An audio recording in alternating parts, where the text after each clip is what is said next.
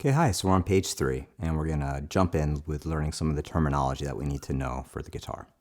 This guitar and the guitar that's in the book on page 3 is what we call an acoustic steel string guitar. Okay, so the strings are metal, and it's got a little bit of a different construction than a nylon string or classical guitar. I'll show you that in a moment. You can take the class on steel string, nylon, electric, or move between the three freely, as I'll be doing in the videos. So let's talk about the guitar. If we think of it as a human, if we anthropomorphize it, this would be the head, known as the headstock. This would be the neck, and this would be the body. Okay? These are the tuning pegs. As we tighten them, the string tension will get tighter, and the pitch will go up, right, if you hear it.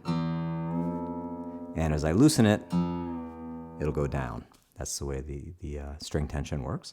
These are the tuning pegs. This is the nut. These metal bars that you see, okay, in the neck, this is called the fretboard, the surface right here where we place our fingers. And the metal bars are called the frets, or the fret wire, literally referring to the metal bar. The fret is where we place our fingers. Okay, and so we're going to see fret markers on the guitar. If you look on the top of your neck, many guitars have one at 3, 5, 7, 9, and 12. And the fret is this area that's in between the two frets, actually. Okay, so this right here would be the third fret, this whole area here, in between the second fret wire and the third fret wire. Okay, so the fret refers to both the metal part itself and then also this area of the neck. Okay, so as we move on to the body, this is the face of the guitar, or the top of the guitar, sometimes it's referred to. This is our sound hole. You may have a pick guard. Obviously, we have our strings. And then back here, this is our bridge, and then the saddle that these strings actually rest on. Okay. You might have an end pin on the back of your guitar, which is for a strap or to plug into if you have an electronic system. Very often it comes out through the end pin.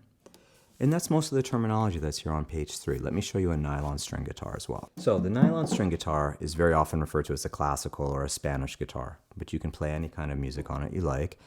Generally, this guitar would be played with the fingers as opposed to a pick, but not always. Okay? And of course, if you're a classical guitarist, that's how you'd be playing it. Everything's the same as far as the terminology. We don't have a pick guard. We don't have an end pin on the higher end classicals. Okay? And the construction is different. You don't want to put these strings on this guitar because it can damage it. It's not built to have the tension of the steel strings. Okay, so that's page 3. And this is a nylon classical guitar, and that's an acoustic steel string guitar. That's the introduction on page 3, and now we'll move on to page 4. Okay, so now we're on page 4, and the first thing we really need to learn, and I want you to memorize this as soon as possible, even though we're not going to be playing on these strings right away, all of these strings, you need to memorize these right away. So, this is E, A, D, G, B, E. And when your guitar is properly tuned, just by hitting those strings by themselves without any other fingers, it's ringing that pitch name. So this is E, this is A, etc. Okay?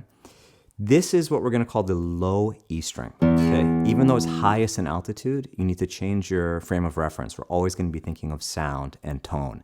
So this is the lowest sounding string. So this is our low E string, and this would be our high E string. And as far as high and low, as we move up the neck, it goes up in pitch, and as we come down towards the headstock, it goes down in pitch. Okay? And so always think of it that way. These are the low strings, these are the high strings.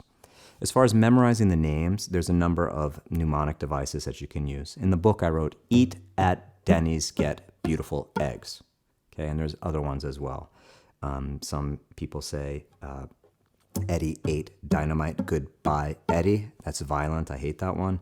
The other one also is Easter Bunny gets drunk at Easter. I'm not endorsing alcohol, I'm endorsing you learning the strings. So any of those methods is fine. We also have numbers. Okay, this is 6, 5, 4, 3, 2, 1.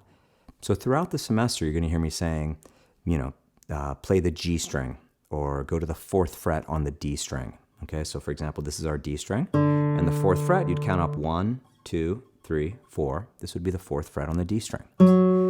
Okay, so that's some very important terminology to be familiar with on the top of page 4. The next thing is, how are we going to read music? So because this is a college class, we're not going to be doing much tablature. We'll do a little bit of tab, but not nearly as much as you might encounter on some commercial websites out of the college credit, real college course setting. So we will learn tab, but I want you to learn to read music. And everyone wants you to read music on the college level. So what we read music on is the treble clef.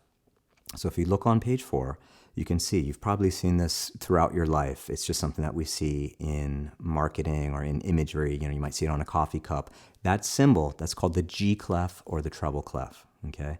It's called the G clef because the little very end of the design there winds around on the line G, okay? So that's how you remember that. This isn't just for guitar. This is for any treble clef instrument. It could be saxophone, it could be violin, it could be flute. It's half of a piano, ground staff. So what we're reading here, these lines are not referring to the strings of the guitar, okay?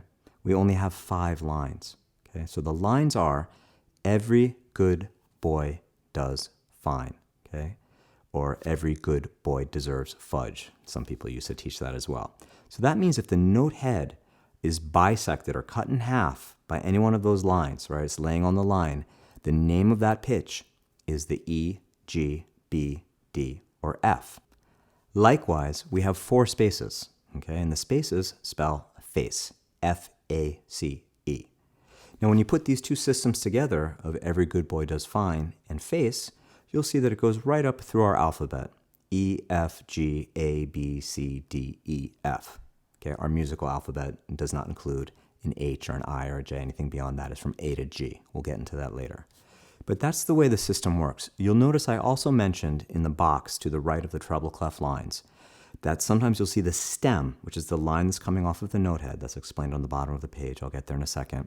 Sometimes it goes up and sometimes it goes down. Okay, and it doesn't affect the sound of the music. That's purely a notation convention. Okay, generally, when the notes are written below the middle line B, the stems are going to be going up. It just makes sense visually. And then as we go above the middle line B, the stems are going to be coming down. And again, that just makes everything lay nicely on the staff. Now, let's talk about the notes. If you look on the bottom of the page, the location of the note head tells us the pitch or the name of the note. Okay, whether it's an E, F, G, A, B. Later we'll get into sharps, flats, B flat, C sharp, D flat. What kind of a note head and what kind of a stem tells us the rhythm of the note. So in this way, music is actually superior to tablature or to most tablature in that it conveys both pitch and rhythm at the same time. Whereas tab, if you've never heard the song before, most tab that you'll find only has the note location. So this is really a superior way to learn how to read music.